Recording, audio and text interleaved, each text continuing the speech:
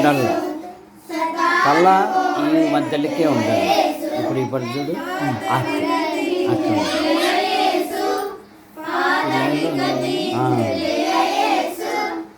పట్టుకో, రెండు చేతులతో పట్టుకో.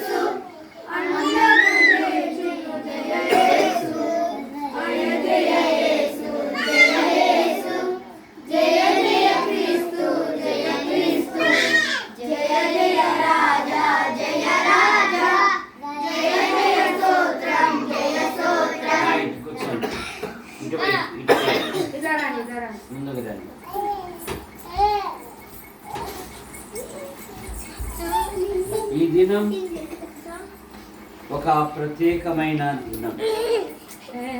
క్రిస్మస్. క్రిస్ట ప్లస్ మాస్ అనగా క్రీస్తును ఆరాధించుట అని అర్థం.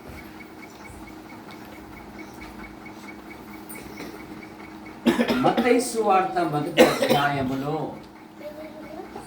21వ వచనములో ఆయనకు ఇమ్మానుయేలు అని పేరు పెట్టారు. ఇమ్మానుయేలు అనగా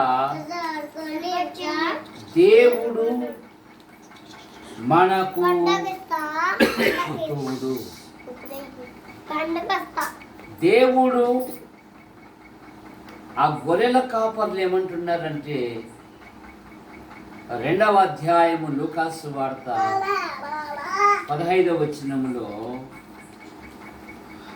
వారు బెత్లెహేమునకు వెళుదాము రండి అన్నారు. క్రీస్తు పుట్టుకలో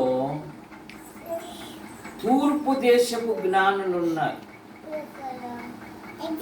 వారు ఆయనను పూజించుటకు వచ్చారు. వారు బంగారమును సమర్పణ చేశారు. బంగారు